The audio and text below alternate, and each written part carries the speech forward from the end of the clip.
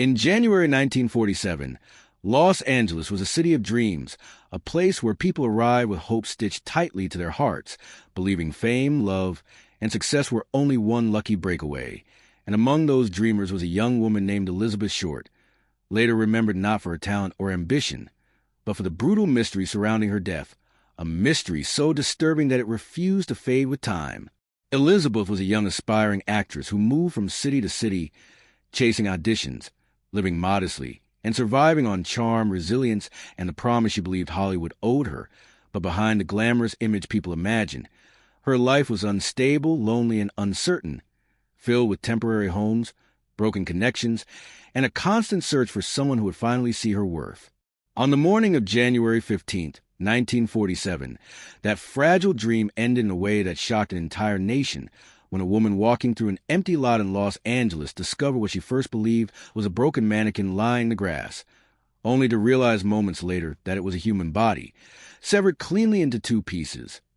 Carefully placed, drained of blood, and positioned with disturbing precision, a sight so unnatural that even experienced police officers were shaken when they arrived at the scene. The body was later identified as Elizabeth Short,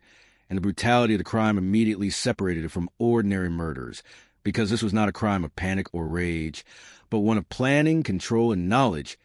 as the body had been cut perfectly in half at the waist using surgical precision, suggesting the killer understood human anatomy and had taken time to clean and prepare the body elsewhere before displaying it in public. As details emerged, the horror deepened, revealing signs of prolonged torture, restraint, and intentional posing, transforming the crime scene into a silent message rather than an act of concealment,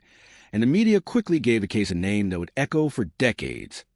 the Black Dahlia murder. Newspapers seized the story with hunger, painting Elizabeth as a mysterious and seductive figure,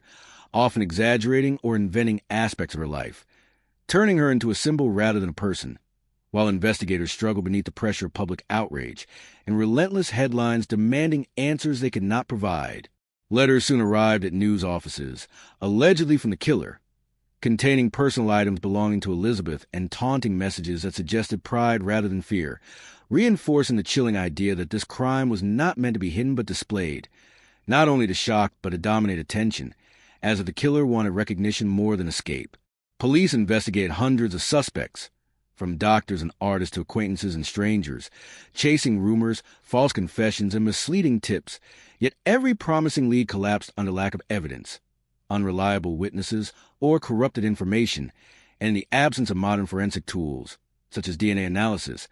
the case slowly drowned in its own complexity. As years passed, theories multiplied, books were written, names were accused and cleared, but the truth remained buried, leaving Elizabeth Short frozen in time as a symbol of lost dreams and unanswered violence, while the real person she became overshadowed by speculation and myth. What made the Black Dahlia murder truly terrifying was not just the physical brutality, but the psychological message behind it, the sense that someone had taken advantage of ambition, vulnerability. And if you enjoyed this video and want to watch more true crime stories like this, please like the video and subscribe to the channel. Your support helps us bring you more dark, mysterious, and real crime content.